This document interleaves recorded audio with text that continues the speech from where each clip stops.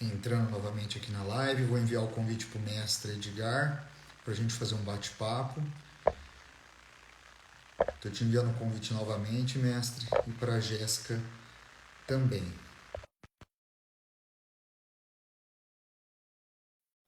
Envio o convite já para os dois. Perfeito. Agora vamos quebrar tudo, Andrezão. Já enviei o convite para os dois novamente. O Edgar conseguiu entrar novamente. E a gente vai começar essa live aqui. Aceitei seu convite, Jéssica, de novo. Mas assim, eu vou aceitando no decorrer de toda a live, né? Bom, galera, é o seguinte, vamos começar mais uma live. A gente sempre faz esse bate-papo, é bem legal, porque sempre fica gravado. Todas as lives ficam gravadas na minha bio, né? Na minha bio é a página principal, né, do Instagram. E o bom é que dá para compartilhar todo esse conhecimento, porque conhecimento é uma coisa que nunca tem fim, né? Por exemplo, não sei quantas entrevistas, né, professor, você já mestre, você já fez, né? E faz quanto tempo, né, que você já fez isso? Você já chegou a fazer um bate-papo, seja por YouTube, seja por live, mestre? Eu participei uma vez de um podcast e gravei bastante coisa, Hum, mas ao vivo, como está sendo agora, foi somente. Hoje é a primeira oportunidade. O podcast também foi gravado e as outras foram entrevistas gravadas no telefone mesmo, que aí foi passar no canal de alguém, eventualmente até mesmo em televisão. Foi esse tipo de coisa. Live, assim, é a primeira vez que eu estou participando. show, show. Que eu É me bem lembro, diferente, né? porque todo dia some alguma coisa aqui na minha cabeça também, né? Não, mas é muito bom. No início, a gente só vai fazer uma autodescrição, mestre. O que é essa autodescrição? É eu fazer a minha autodescrição de como eu sou e, consequentemente, você vai fazer sua autodescrição de como você é. Ok. Porque a gente torna esse conteúdo acessível não só para o público, né, que tem a limitação auditiva, né, que é com a intérprete de Libras, né, que é a Jéssica, que a gente está fazendo, está tentando fazer ela entrar, como também para o pessoal que tem limitação visual. E essa autodescrição, né, ela ajuda bastante para Entendo. situar a pessoa no contexto, né? Então eu faço a minha autodescrição, que eu, Lucas, por exemplo, eu sou branquinho, né? No caso dessa live aqui, eu estou bem rosa por causa dessa cor aqui do meu escritório. Estou no meu escritório aqui, onde tem uma biblioteca aqui atrás, várias estátuas, né? Estou de boné preto e também de camisa camuflada, né? Que é o que eu sempre gosto de utilizar, uma cor mais preta, mais cinza. E a Jéssica, né, ela vai fazer a participação nossa e na hora que ela entrar eu vou fazer a autodescrição dela. Ok. Agora você faz a sua autodescrição, mestre, porque é importante, né, para esse pessoal, né? E também para eu não falar nada do que às vezes você gostaria de falar da sua autodescrição e do ambiente aí que você tá. Fechou? Sem problema, não é muito difícil. Sou alto, magro, branco, careca e não tenho barba. Simples Boa. assim. E aí hoje você tá onde hoje? Na sua casa? Não, hoje eu estou aqui na casa da minha mãe. Ah, legal. Fica aqui em Ribeirão Preto mesmo? Fica aqui em Ribeirão, exato. Pô, legal, bom demais. Essa é a autodescrição que a gente faz, galera. E sempre fica gravada a nossa live. É um bate-papo bem rápido. Eu já queria perguntar para o mestre, né, de onde veio, né, essa questão das artes marciais, né, das artes de combate, né? Onde veio esse despertar assim dentro de você? Qual foi o estímulo, né, que fez com que você ingressasse assim na primeira arte marcial, né, que você quis, né? Ou arte de combate? Depois eu vou te perguntar, né, as diferenças, porque você sempre explica a sua visão, né, nos pós-treino, que eu acho sensacional. Mas primeiramente, né? De onde veio isso? Veio de família? Veio de amigos? Veio da onde? Com certeza veio de família. Eu tenho três irmãos. Dois dos mais velhos são do primeiro casamento do meu pai. A esposa do meu pai faleceu, ele casou com a minha mãe, e aí teve mais dois que somos eu e o Rogério, Hum, que além de meu irmão, é meu sócio, trabalhamos juntos lá, como você bem sabe. E o irmão Roberto, que era do primeiro casamento do meu pai, ele nunca foi um praticante, mas sempre foi um. Acho que o termo correto seria entusiasta de artes marciais, esporte de combate. Ó, acho que a moça Não, ela está aí. Pode continuar, que agora ela vai começar a Ótimo. interpretação. Ele sempre foi, acredito que o termo correto seria esse, um entusiasta de artes marciais. E ele morou muito tempo comigo, com a minha mãe, depois que meu pai faleceu, né? Comigo, com a minha mãe e com o Rogério. O Ronaldo, que era o mais velho, já tinha a vida dele, já era casado e tudo mais. E aí o meu irmão Roberto era um apaixonado por lutas, por filmes e, obviamente, pelo Bruce Lee. Da minha geração para trás, acho que não tem quem não tenha sido um fã e um admirador do Bruce Lee. E o Betão, meu irmão, é como a gente chama ele, era um apaixonado e sempre que ele chegava de noite, eu e meu irmão Rogério ficávamos esperando o Betão chegar para contar coisas pra gente sobre luta. E ele falava muito sobre Bruce Lee. Ele gostava de contar os filmes de cabo a rabo, do começo ao fim. Ele contava, fazia a encenação de como eram as lutas e tudo mais. E apesar de nunca ter praticado na vida, ele rodava num tchaco como ninguém. E aí, graças a esse meu irmão, o Roberto, o Betão, a gente, eu e meu irmão Rogério, despertamos o interesse nisso. Eu sou o caçula. O Rogério é mais velho que eu, 4 anos e meio. Então, ele absorvia melhor esse conhecimento, essas informações todas que o Betão passava e transmitia para mim, que era o irmão mais próximo a mim, até mesmo por questão de idade, né? Então, no meu caso, com certeza essa paixão veio de família. Desde pequeno, o Betão sempre falou pra gente do Bruce Lee, sempre falou pra gente de vários filmes, de vários atores que não eram necessariamente lutadores, como o David Carradine e tudo mais da época, outros que eram realmente, que foram lutadores e também atores como Chuck Norris, mas o Bruce Lee sempre foi o suprassumo da coisa. E eu nasci em 79, década de 80, final dos anos 70, todo mundo era apaixonado por esse tipo por esse gênero de filme. E foi quando teve um boom nos Estados Unidos e, consequentemente, no mundo, porque os Estados Unidos sempre meio que ditou o que o mundo, entre aspas, deveria ou não gostar, mas eu acho que isso foi de extremo bom gosto. E teve o boom do karatê nos Estados Unidos, Kung Fu e as artes marciais no geral, muito por causa, se não totalmente, do Bruce Lee. Então, respondendo a tua pergunta, essa paixão toda veio de família, transmitida através do meu irmão Roberto e transmitida para mim diretamente através do meu irmão Rogério. Show de bola. Mas assim, em Ribeirão Preto, você começou a prática de artes marciais junto dos seus irmãos, então, em Ribeirão Preto. E qual foi a arte marcial que você logo de cara ingressou assim? Sem contar aquele judô que a gente faz na escola, porque Sim, aquilo lá é uma prática mais lúdica, apesar do judô ser uma arte marcial realmente, ser uma luta séria, muito bem disputada e excelente. Mas pelo menos naquela época ele não era ensinado de uma maneira tão efetiva, tão incisiva, até porque era coisa para criança, né? Então eu não estou contando esse judô na escola. sim.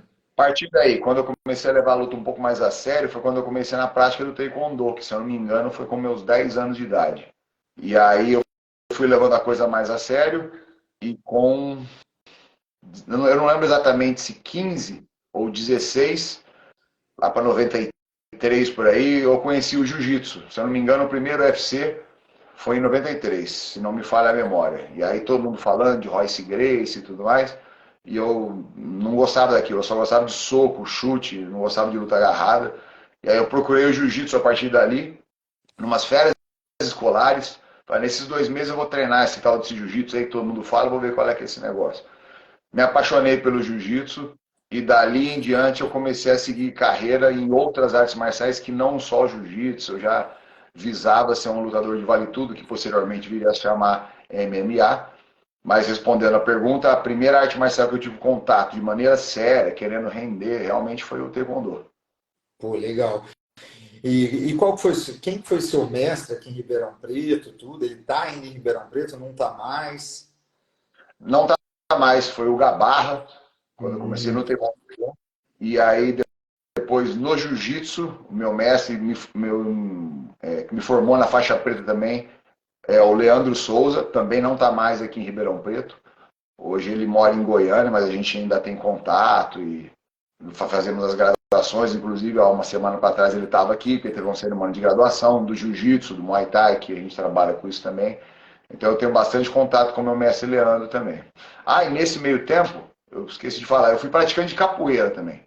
A capoeira, acho que comecei com uns 14 anos, se eu não me engano. E treinei até por volta dos meus 16, 17, foi quando eu comecei a levar o jiu-jitsu mais a sério e deixei a capoeira para lá. Mas eu treinei bastante tempo. Treinei na UNAERP com o professor Adriano Pedro, o apelido dele é Pai de Santo, Sim. do Grupo Cativeiro. Na época, o Monteiro, finado Monteiro ainda era vivo, era contramestre, não havia se tornado mestre ainda quando eu comecei a treinar. E cheguei até o cordão amarelo, que no cativeiro era o terceiro cordão, se eu não me engano. Uhum. Foi outra modalidade que eu tive contato também na minha formação e que foi muito bom. A capoeira, inclusive, fazendo um adendo aí, é uma arte marcial, porque não existe uma diferença, né? Como você mesmo disse, depois a gente conversa sobre isso. Mas a capoeira é uma arte marcial e ela é bastante efetiva e é muito menosprezada. Existe uma maneira de você treinar a capoeira da maneira correta, isso aí é questão de ponto de vista, mas é uma luta bastante eficiente. Eu nunca vi em modalidade de combate nenhum que eu já tenha praticado, e eu já tive contato com várias modalidades na minha carreira profissional, treinando ou sendo sparring de atletas de outras modalidades. Nunca vi uma modalidade que tivesse uma potência, um vetor de força tão grande em golpes giratórios como tem na capoeira. É muito, muito forte. Só que talvez ela não seja treinada voltada para o combate. Mas é uma excelente luta, um excelente esporte, te dá uma consciência corporal que talvez luta nenhuma dê. É fora de sério. É uma bruta luta, um bruto esporte. Não, é bem legal você ter comentado isso, mas a próxima pergunta que eu te faço é essas diferenças, né, de uma arte marcial, né, que é muito importante, e uma arte de combate, né, porque são duas separadas e que tiveram pesos assim muito fortes na história mundial, né, na questão geopolítica, né, na importância educacional quando não tinha estruturas educacionais, né. Então isso eu acho muito legal. Mas voltando só para a questão do Taekwondo, que você tinha comentado, né, que você chegou até passar por um knockdown, né? Chegou a tomar um knockdown num treino de Taekwondo. Foi na primeira arte marcial que você tomou um knockdown assim, em treino, assim, ou não? Você já tinha tomado algum assim? Que você tinha comentado Não, em aula. mas na verdade não foi treinando taekwondo. Foi treinando para minha primeira luta de vale tudo, que Ah, foi em legal. 97. Era um lutador de taekwondo que me deu o nocaute. Mas eu estava treinando para lutar sem regras. Naquela época, ainda era chamado vale tudo, não havia tido essa transição para o MMA, não chamava-se MMA. Sim. E haviam acabado de colocar limite de regras. Eu nunca lutei, limite de regras não, limite de rounds. Eu nunca lutei sem limite de rounds. A minha primeira luta, que foi contra o Chiquinho, Francisco, obviamente, a minha primeira luta era combinada para um round de 30 minutos. Então, 30 minutos de porrada direto e mais 10 minutos de prorrogação, caso fosse necessário. Eu consegui terminar a luta rápido, acho que em 3 minutos, alguma coisa, não lembro exatamente. Mas treinando para essa luta, alguns lutadores, alguns amigos vieram me ajudar a treinar para essa luta. E um deles era um faixa preta muito bom de taekwondo e me acertou um chute de cobertura na cabeça, pegou pau.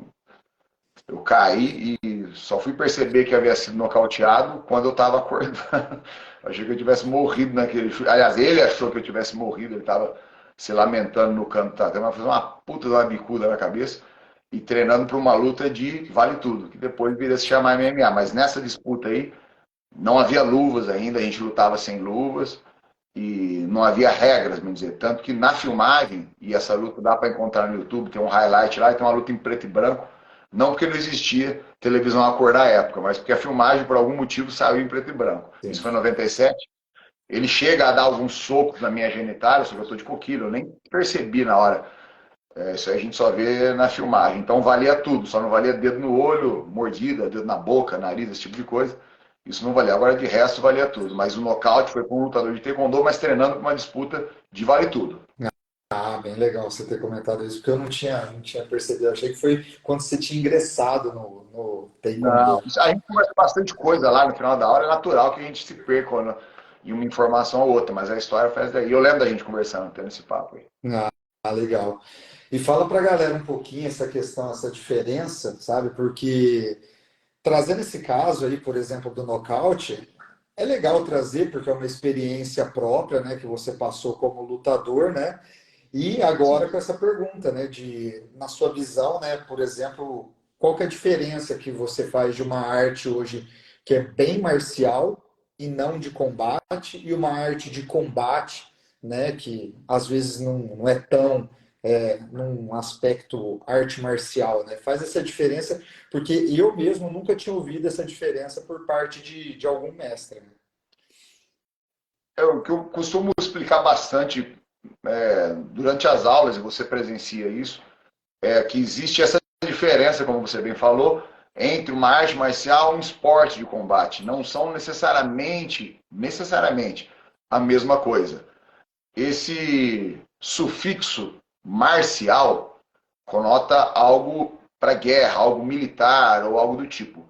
Então é alguma modalidade, alguma arte, como o próprio nome diz, que foi criada para o combate real, questão de vida ou morte, com o intuito de defender um povoado, defender um reino, uma pátria, uma família, uma nação, algo do tipo, algo nessa linha de pensamento, com esse intuito.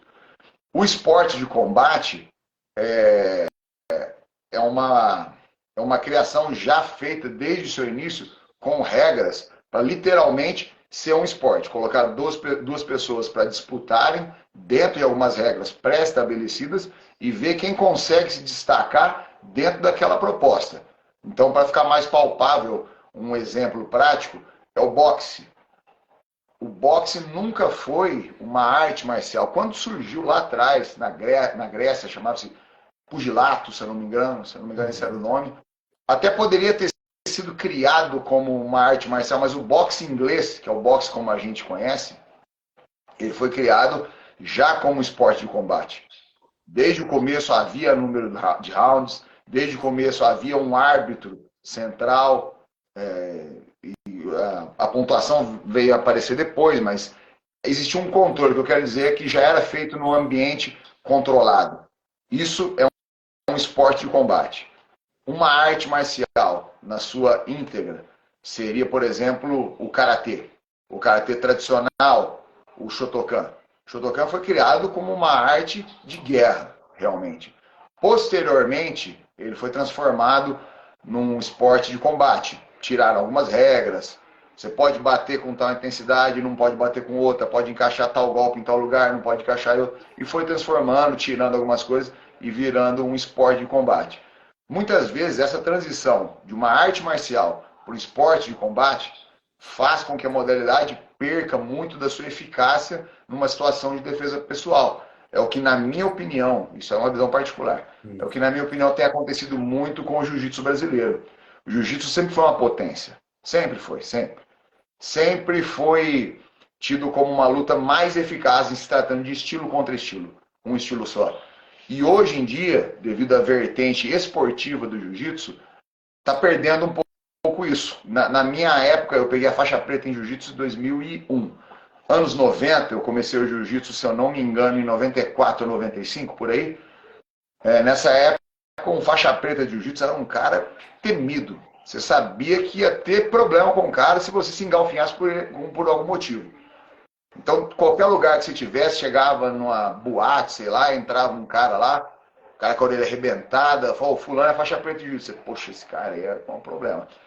Hoje em dia, não que não seja, mas não necessariamente. Existem vários campeões mundiais atuais de jiu-jitsu que não necessariamente se sairiam bem, ou pelo menos com tanta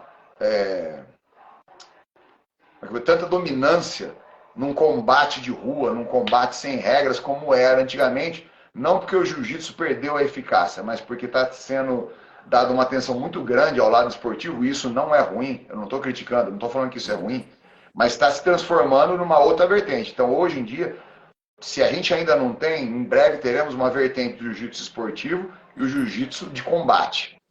Isso foi um exemplo que eu acabei de dar. Isso aconteceu com a maioria das artes marciais. Você pode colocar aí o Taekwondo. O Taekwondo já foi uma puta de uma luta eficiente.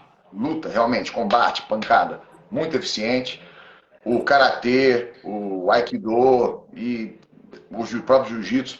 Isso não acontece muito com os esportes de combate. Você não vê isso acontecer no boxe. Um soco é um soco. O boxe vai ser sempre eficiente. Isso você não vê acontecer com a luta olímpica, com o wrestling, tanto no estilo greco-romano quanto no freestyle, porque também foi criado como uma modalidade de esporte de combate, então ele não sofre essas subtrações de técnicas e tudo mais. Os esportes de combate, com certeza, servem como defesa pessoal também. Usando novamente o boxe como exemplo, é perfeitamente palpável e crível para a gente aceitar que sei lá, o Mike Tyson, numa situação de defesa pessoal, numa briga de rua, se daria extremamente bem. Ou pelo menos tem muita chance de que isso aconteça. Né? Então, os esportes de combate servem como modalidade de defesa pessoal, modalidade de confronto, com toda certeza. Tanto que o boxe e o Muay Thai são modalidades indispensáveis, o kickboxing, indispensáveis para um lutador de MMA hoje em dia. Já uma modalidade marcial, uma arte marcial, na sua íntegra, não necessariamente, ou seria praticamente impossível, serviria como um esporte de combate. Usando novamente o karatê como exemplo, se você pegar o karatê na sua síntese, o karatê tradicional Shotokan, é extremamente letal, extremamente contundente, e não tem como aquilo virar um esporte sem alguém se machucar. Por isso que foi feita essas mudanças e tudo mais.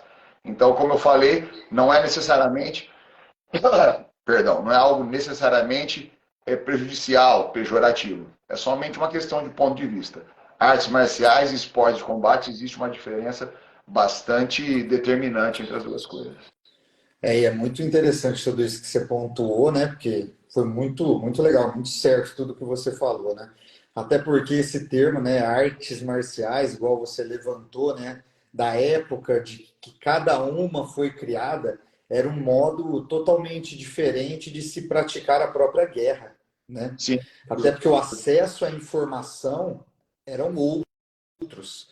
Então, às vezes, uma arte marcial como, por exemplo, um Tai Chi Chuan, alguma coisa assim, umas vertentes de Kung Fu, umas vertentes assim, literalmente era apenas para ludibriar, apenas para, tipo, afastar, né, a questão dessa dominação, né, do próprio território, né, que eles Sim. sabiam que poderia acontecer isso. E o bom que da gente deixa muito claro isso, porque é legal que a gente sabe se posicionar muito bem hoje, né? A gente ajuda os nossos alunos a se posicionar bem, porque também você comentou, né, que muitas vezes a pessoa ela vive com um foco só dentro de uma arte marcial, seja o combate, ou seja só a Uhum. marcialidade, e acaba entrando em ilusões psíquicas, né? Exato. E aí ela entra numa ilusão psíquica que ela acha que ela consegue aplicar para todos os contextos. E aí a gente vê, né, grandes lutadores passando por situação de defesa pessoal e sendo mortos, né? Sim. Sendo que se às vezes tivesse alguma arte marcial que complementasse de forma mais forte, filosófica e com esses ensinamentos bem antigos, né, poderia, né, ajudar, né? Mas o complicado é a gente entrar nesse loop, né, de ilusão. E você deixou claro aí, e isso é bom sempre levantar, né, professor? Essa questão de geopolítica da época, porque até desperta a vontade da galera mesmo também, às vezes de aprender outras coisas, né? Outras culturas, outros idiomas, que você deve ter aprendido bastante na sua vida já mais avançada de atleta, né? Ah, sem dúvida. A gente tem contato com bastante gente, tive contato, né, na minha carreira profissional, com bastante gente de vários lugares do mundo. Uhum. Então, inglês é uma coisa que você aprende fácil nessa. E alguns termos, eventualmente alguns idiomas, o que não foi o meu caso, eu não aprendi a falar japonês, não aprendi a falar tailandês, nada disso. Mas você tem contato com gente desse lugar. Eu tive contato quando eu treinava no Rio de Janeiro, a cada 6 meses, se eu não me engano, o Rodrigo trazia um tailandês diferente para treinar com a gente lá. E a gente tinha contato com esse pessoal e a metodologia, obviamente, contato direto, né? E a metodologia de treinamento deles é completamente diferente da nossa.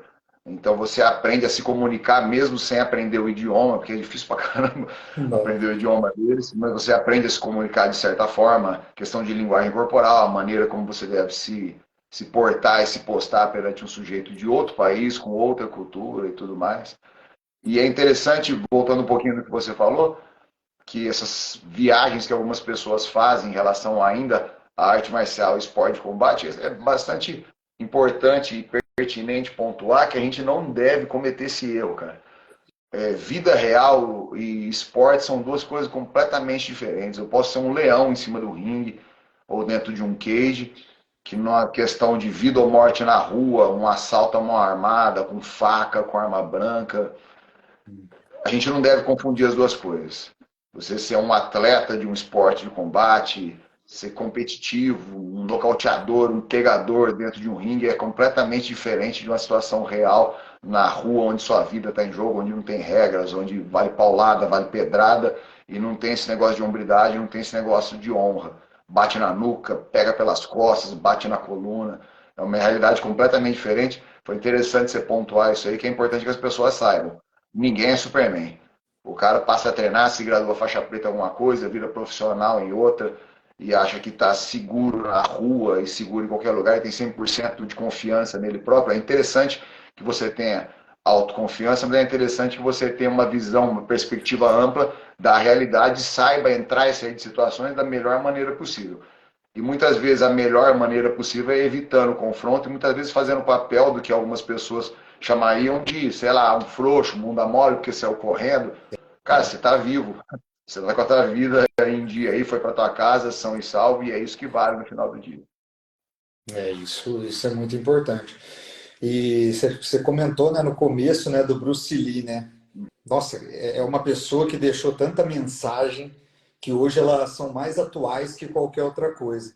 Agora, para você, Messi, qual que é a mensagem, por exemplo, de tantas dele, que ele começou a deixar forte aí para nós aí, dentro das artes marciais, dentro do mundo também competitivo, dentro do mundo de defesa pessoal, né, que você acha assim do Bruce Lee, né? Cara, o Bruce Lee, na minha opinião, e na maioria, se não todos da minha época, foi um gênio. Meu irmão também pensa como eu nesse sentido. O Bruce Lee foi um gênio. Era um cara muito à frente do tempo dele.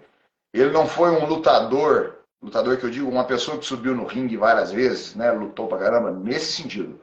Porque lutador não é simplesmente ser competitivo. Você pode praticar o resto da sua vida e ser um excelente lutador e ter outra profissão, outra prática, mas ser um lutador vai muito além disso, né? Então o Bruce Lee foi um lutador extremamente criativo e à frente do tempo dele, porque em momento nenhum ele se prendeu a um estilo só. Hum. Eu acho que essa mentalidade que hoje em dia transformou e trouxe o que é o UFC, o que é o MMA, no geral, partiu em grande parte por conta dele. Ele era um chinês, aliás, de ascendência chinesa, ele nasceu nos Estados Unidos, era americano, mas enfim, influenciado, obviamente, pelo Kung Fu, da prática do Wing Chun, e ele teve contato, fez questão de ter contato e praticar várias outras modalidades, boxe, taekwondo, rapido, karatê, etc. E ele gostava muito de expor isso nos filmes dele, essa comparação de eficácia dentre os estilos de artes marciais. E o Bruce Lee deixou sempre muito claro que a gente nunca deve se prender a um estilo, a uma forma qualquer. A gente deve se prender à eficácia. Eu devo buscar o que funciona. Se o que funciona vai além do que eu estou acostumado, do que me foi passado, se é bonito, se é feio, ele não queria nem saber disso. Ele queria era eficácia, ele queria era eficiência. Então, em termos de artes marciais, em termos de lutador, eu não estou falando na parte filosófica, porque ele era um cara extremamente inteligente também.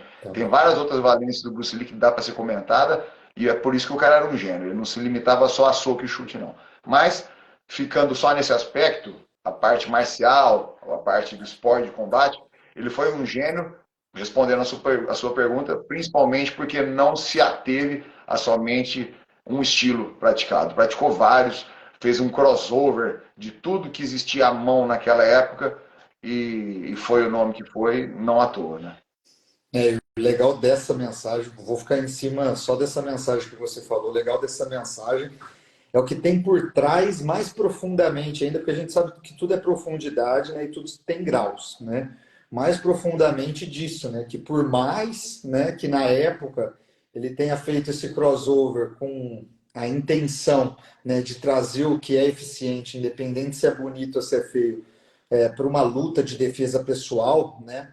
Eu não sei tanto sobre a história, não sei se tinha as competições na época, então se é para defesa pessoal ou se era para competições, mas é o que vem por trás disso, né, Edgar? Que é, por exemplo, você se submeter, né, de maneira humilde a outros mestres, a outros parceiros de treino, a outras culturas, a outras visões de mundo, né? Então, olha como que é muito grande, né? Por mais que ele chegou apenas com um objetivo da eficiência, como que ele trouxe uma árvore, né, de Sim, benefício, né, para todo mundo com relação a isso. E, consequentemente, né, a galera aí mergulhando, né, sim, nessa prática, nessa atitude que ele tomou, o mundo ele foi se tornando esse corpo, né, mais profissional, né? sem Muito mais dúvida. profissional, porque aí você foi vendo as verdades, né?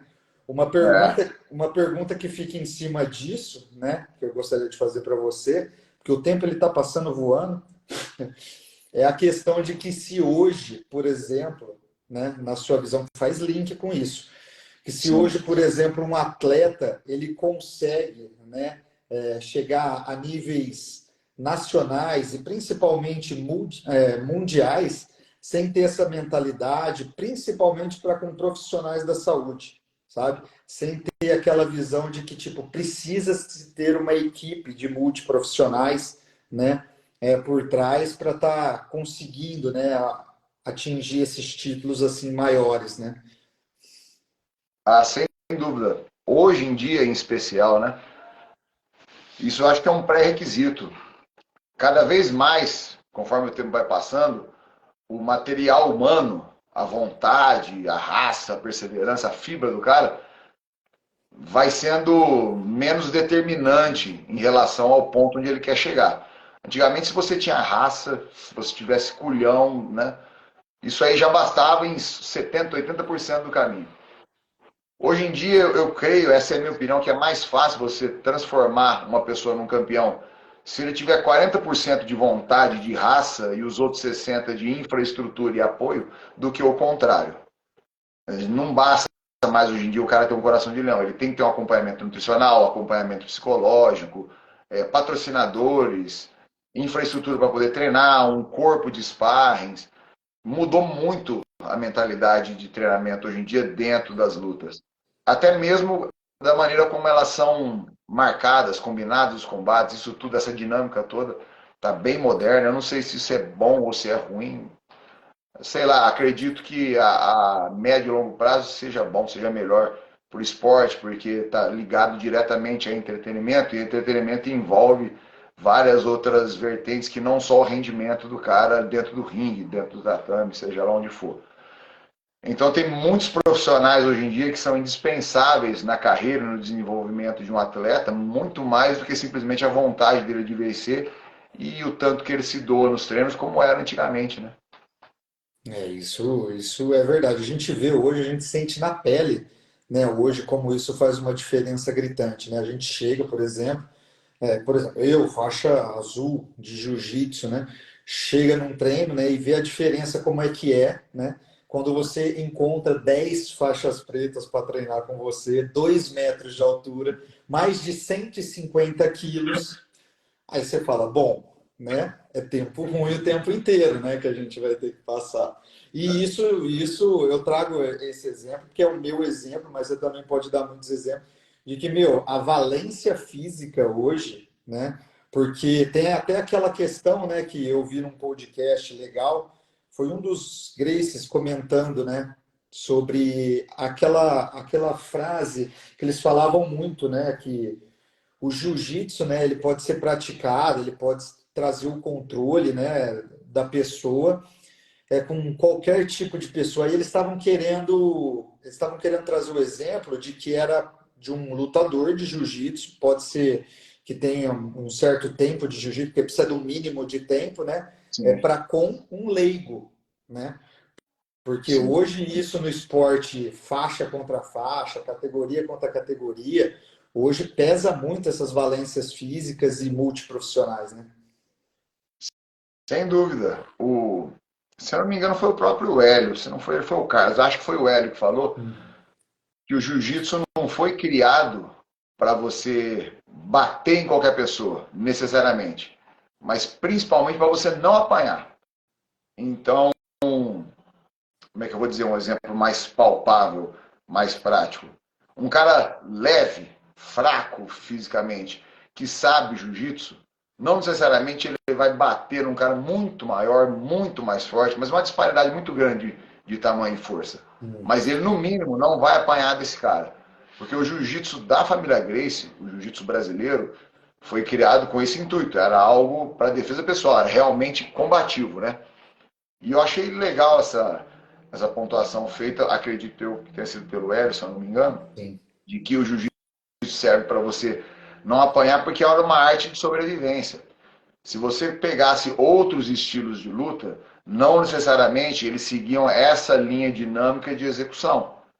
Então, o jiu-jitsu brasileiro, em comparação nesse sentido, com uma outra arte marcial qualquer, sei lá, com o Aikido, se você tivesse uma prática de Aikido rasa, tivesse praticando alguns meses e caísse numa situação de combate com um cara muito alto, muito forte, muito provavelmente o cara te jantaria ali na rua. O jiu-jitsu não. Talvez você não pegaria o cara, não fizesse ele bater, mas você ia conseguir sair vivo daquela situação.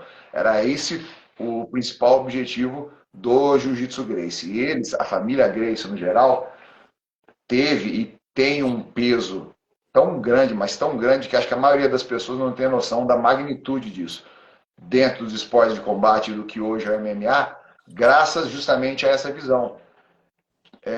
Você não vê muitos Gracies hoje em dia brilhando por aí nos campeonatos de jiu-jitsu, porque o jiu-jitsu dos caras não é voltado só para isso. Existem algumas exceções, o Roger Gracie foi um campeoníssimo, mas mesmo usando ele como exemplo, o Roger não era um cara que fazia posições mirabolantes, umas raspagens muito esquisitas. Para nossa, isso aí só vem em videogame. Ele jogava o jiu-jitsu básico. Era um cara alto, flexível, tinha várias aptidões físicas bastante aprimoradas, mas era um jiu-jitsu simples e direto. O que eu acho interessante da família Gracie é isso. Não tem frescura, não tem muita aresta para ser a parada. Eles fazem o jiu-jitsu para combate. Jiu-jitsu para competição é outra história. Então, o ponto de vista deles é que o jiu-jitsu deve ser, em primeiro lugar, eficaz para você tomar conta da sua própria vida, para você aprender a se defender, para você sair vivo de uma situação de combate e não necessariamente subjugar o cara que está te agredindo, mas para pelo menos não ser subjugado por ele. E aí, onde entra aquela história, o mais fraco bate no mais forte e tal. Não é literalmente isso que quer dizer esse dito popular, que as pessoas, muitos leigos, né, a grande maioria fala isso. Ah, tal luta foi criada para o cara mais leve bater no cara mais forte. Não é bem assim. Se você tem a mesma técnica, o mesmo nível técnico, a força, o peso, a altura, com certeza vai ser um diferencial. Se eu sei a mesma coisa que você, exatamente a mesma técnica, mas eu sou mais forte, mais pesado, eu estou na tua frente. Não tem como. E o jiu-jitsu não podia contar com isso naquela época, até porque ninguém sabia jiu-jitsu. Então, nas lutas hoje, os combates feitos no ringue, todo mundo sabe jiu-jitsu, todo mundo. O cara que entra no ringue defendendo algum estilo, isso praticamente já não acontece mais. Mas você sempre sabe da onde o cara veio. Ah, o fulano é campeão mundial de kickboxing, ganhou, bateu num lutador de jiu-jitsu no evento e tal. Ele treina jiu-jitsu também, você pode ter certeza. Senão ele não estaria lá. E é isso que a família Gracie bate tanto nessa tecla. Que o jiu-jitsu é sim uma luta para lá de eficaz, principalmente numa situação de combate real, defesa pessoal, uma briga na rua, e não necessariamente ou excepcionalmente na prática esportiva. Tem uma diferença bem grande. Não, legal. E um termo que você falou também, que você comentou aí, rápido, e que eu também vi uma explicação sua legal, que a galera às vezes não sabe a diferença, é a questão do sparring. O sparring é um treino do boxe, do Muay Thai, dessas artes mais traumatizantes assim, ou o sparring é uma pessoa? Porque parece que a gente sabe o que é, né? Mas a grande maioria não sabe e às vezes pergunta isso para mim. E eu achei essa explicação interessante sobre o sparring, né? De você ser uma pessoa que tem que estar pronta também, para com quem você, né, vai estar treinando junto e tudo mais. O termo sparring é uma palavra em inglês, né? E ela é utilizada para determinar o treino que aqui no Brasil, no boxe, a gente chamava de luva. Então hoje é dia de luva, hoje é dia de troca de soco. Eu e você vamos subir no ringue e vamos fazer uma luva. Nós vamos fazer um sparring. é um termo norte-americano que veio trazido para cá e hoje é difundido no mundo todo. E o termo sparring também é usado para designar o parceiro de treino. Eu fui sparring do fulano, fui contratado para fazer sparring para ele, quer dizer, eu fui contratado para ceder meu corpo, para trocar pancada com o cara. Então, sparring é o ato de se fazer o combate em cima do ringue, em termos de treinamento, eu quero dizer, competitivo não se usa esse termo, e sparring também é o termo usado para determinar o parceiro de treino que vai trocar pancada com você. Hoje em dia, o termo sparring é utilizado até mesmo para lutas que não são traumáticas, como por exemplo jiu-jitsu. Você pratica jiu-jitsu, você sabe. Final de treino tem o rola. Então, a gente faz o sparring. O sparring no boxe é o equivalente ao rola do jiu-jitsu. E muitas academias hoje acabam usando, já estão usando esse termo também no jiu-jitsu. Então, você faz o aquecimento, treina a posição, faz o drill, que hoje em dia também é bastante utilizado, e esse termo é bastante comum no jiu-jitsu, e no final tem sparring. Alguns não usam mais. Agora vão ser tantos rola de tantos minutos. Eles falam, agora vai ser um sparring de tantos minutos. Então, o sparring serve para determinar... Opa, perdão, bati o pé aqui. O sparring serve para determinar o parceiro, o que é, o que vai acontecer ali, o parceiro de treino no combate esportivo e também para determinar a dinâmica de treinamento, onde vai ser a troca de técnica com resistência, combate real dentro das modalidades esportivas ali. Show, ficou bem claro aí na cabeça da galera, porque também, pô, é uma diferença boa, porque clareia muitas outras coisas, né? Por exemplo, de experiência própria que você teve de vida. Você foi sparring de quantas, não precisa nem me falar de quantas pessoas, né? Mas quais pessoas que você já foi sparring ou que já foi sparring seu, né? Que você pode levantar aí. Você já foi pago para ser sparring? Não. Os sparrings foi todos assim de forma gratuita. Como que funciona essa questão quando você já era atleta já? Eu já fui sparring de alguns atletas grandes campeões e ex-campeões mundiais. Um deles, por exemplo, foi o Vanderlei Silva. Eu fui para Curitiba treinar em 2005, se eu não me engano, e fui sparring dele na luta dele, a revanche contra o Arona. Acho que foi a revanche, não sei se foi a primeira luta. Acho que foi a revanche dele contra o Arona. Eu fui sparring do Vanderlei para isso aí. Então tinha um corpo de sparrings lá na academia e eu era um deles. Então a gente era pago para treinar lá, para receber pancadas e tudo mais. Fui sparring dele durante um bom tempo, depois eu passei a integrar a equipe e comecei a lutar pela chutebox, e aí não tem mais essa de você sparring do fulano. Você tá lá, você é material de treino e você sparring todo mundo. Mas eu já fiz bastante sparring com ele também. E posteriormente eu fui para o Rio de Janeiro e passei a lutar pela equipe do Minotauro. Eu fui para lá em 2009, se eu não me engano, e treinei com eles até 2015. Acho que foi isso, 2015, quando eu saí de lá. E aí fui sparring do Minotauro, fui sparring do Minotouro, fui sparring do Anderson Silva algumas vezes, do Rafael Feijão. O Cigano eu fiz sparring com ele poucas vezes, mas fizemos só de boxe, não fiz MMA com ele. Mas lá no Rio de Janeiro, principalmente, mais do que em Curitiba, até porque as épocas eram diferentes, rodava muita gente passava por lá. Ah, em Curitiba eu tive a oportunidade de fazer sparring com o Sakuraba também. O Sakuraba depois se tornou amigo da equipe lá, depois o Vanderlei cacetou ele, acho que 3 vezes. Aí marcaram a luta dele contra o Ricardo Aroni e ele foi treinar em Curitiba algumas vezes para essa luta e eu tive a oportunidade de treinar com ele também. Mas naquela época não tinha uma rotação tão grande de atletas. Eu estou falando em 2005. Para a diferença, até 2013, né, quando eu estava no Rio de Janeiro, não era comum lá atrás, em 2005, ter uma rotação, uma rotatividade, na verdade, e visitas de academia, de atletas de outras equipes que iam visitar equipes em outro país. Isso não era muito comum, não. Você treina aqui, você treina aqui. Você treina lá e não se mete aqui. Era essa a mentalidade na época. Mais para frente, quase 10 anos depois, quando eu já estava no Rio de Janeiro, isso havia mudado muito, até porque o Minotauro é amigo de todo mundo. Um cara extremamente gente boa, receptivo, um coração enorme. Ele e o irmão dele, os dois são fora de série. São duas pessoas que eu não tenho elogios o bastante para descrever. E recebiam todo mundo por lá. Então, muita gente boa. Pezão passava por lá. André Galvão foi treinar lá. Muita gente boa, muita gente dura. King Mo foi treinar lá também. John Jones apareceu por lá. O Jones eu não treinei com ele, mas ele foi lá, não cheguei a treinar não.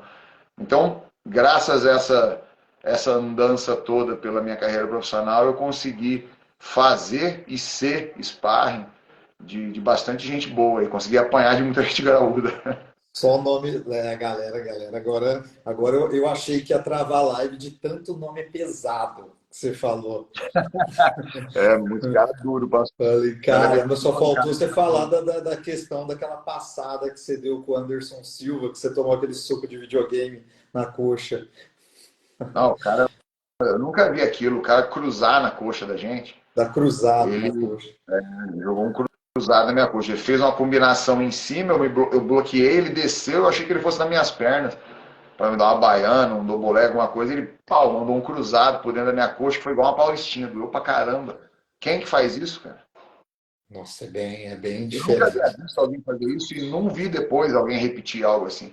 Mas é o que você falou, é a mentalidade do cara, né? O cara até há pouco tempo aí de se aposentar, né? Tava trazendo treinadores de tudo quanto é arte para treinar com ele, tudo. Às vezes é um pouco mídia, né? Lógico, mas tipo, trouxe Steven Seagal para treinar com ele, dentre outros assim, que você fala, meu, o cara é fora da casinha, né? Aquele lá nasceu com estrela, realmente. Ele fazia umas coisas lá muito. Como é que eu vou dizer? Você não consegue imaginar um ser humano normal fazendo aquilo. É coisa que só vem em filme, em videogame, e o cara fazia na vida real. Extremamente talentoso, mas não só talento, ele tinha muita confiança no que ele fazia, muita segurança. Isso aí você sabe que conta muito. Eu vou jogar um golpe meio complicado, mas e se der, e se não der, e se o cara me pegar, e se não pegar, eu não vou jogar no meu 100%. Isso aí, a possibilidade de ser pego nem passava pela cabeça dele. Ele sabia que ele ia acertar. Ia lá e acertava, né? Então tinha muita técnica ali, mas também tinha uma postura muito imperativa. O Anderson se impunha muito em cima do ringue. Seja no treino, seja no combate profissional realmente, ele crescia muito. Só que a presença, a linguagem corporal dele já dizia isso. Até porque você, né, como todos eles sabem melhor que, meu, qualquer deslize, qualquer falha, não é questão do nocaute, é a questão da sua vida que está ali, a única luta que você tem para fazer, às vezes, num profissional ou numa federação tipo UFC, que se você perde, Aham. acabou. Sua Acabou. carreira terminou ali, né? Não que terminou ali, né, para a arte marcial e para o combate, mas tipo aquela oportunidade de construir o que eles construíram, por exemplo, Você não financeiramente, deu um né? passo para trás, né? Então é bem interessante. Nossa, falta 3 minutinhos para a gente fechar essa live, mestre. Eu só vou te mandar a pergunta que eu gostaria também de fazer. É a questão quando você participou mesmo dessas competições, como própria seletiva do TUF e tudo. Como que foi para você? Você chegou a ser treinador lá ou você chegou apenas a ser competidor, estar dentro do processo seletivo? Porque eu não cheguei a ver o seu processo no TUF. No TUF eu entrei como lutador. Eu participei de uma Ah, seletiva e aí eu era o Sony e o Vanderlei, era o TUF Brasil 3, a terceira edição do TUF realizado aqui no Brasil. E era o Tio Sony contra o Vanderlei Silva. Então eu participei. A princípio era uma seletiva curricular, então eles analisavam o currículo lutador. Se eu não me engano, você tinha que ter no mínimo 3 lutas profissionais e 2 vitórias, algo assim. Tinha um limite. Eu já tinha bastante luta, então mandei meu currículo lá e passei. Sei lá, na época eu devia ter umas 20 lutas já. Tinha um bom percentual de vitórias. E aí depois disso houveram outras seletivas técnicas, fazer manopla com o pessoal do UFC, que fazia manopla com você, fazer um rola de 1 minuto ou 2, se eu não me engano, eu lembro que era bem curto. Então era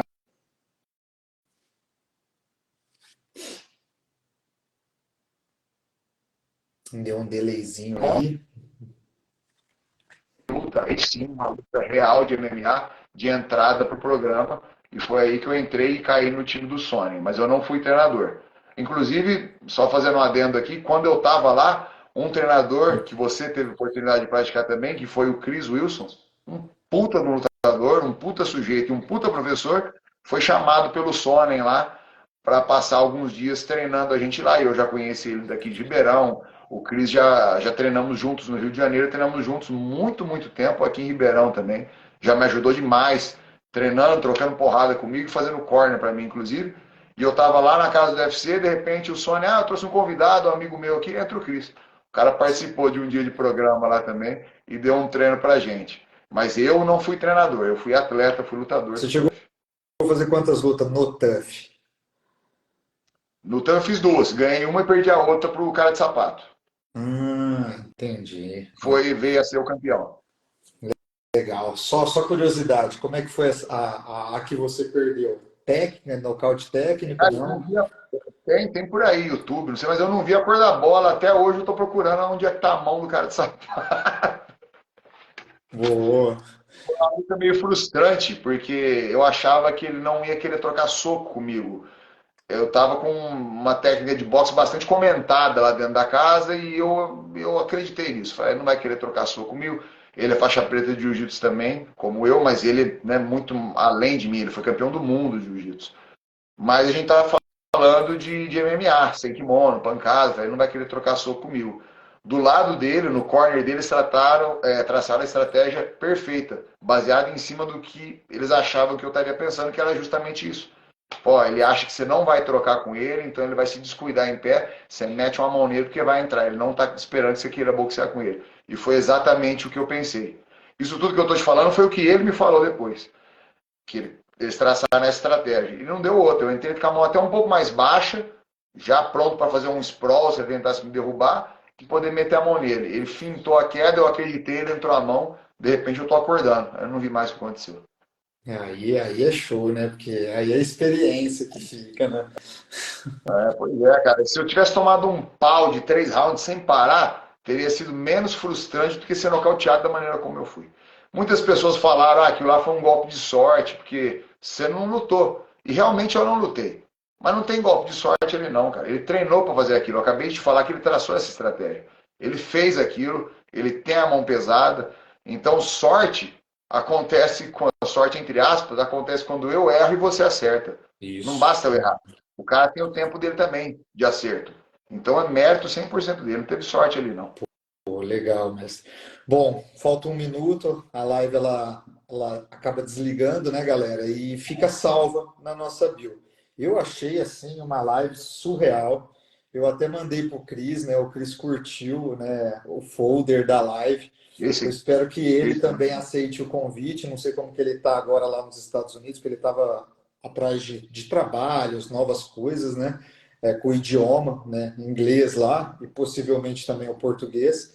Mas eu espero que ele aceite o convite de estar fazendo essa live. Então, desde já, mestre, eu agradeço assim demais, demais mesmo, você ter colocado o seu tempo aí, a sua 1 hora, né, de tarde aí num sábado, poderia estar descansando aí com a família, tudo e está passando esse rio, né, de conhecimento. Eu tentei fazer o máximo de perguntas assim, legal, tentei fazer um bate-papo bem descontraído, né, também para não ficar chato, né?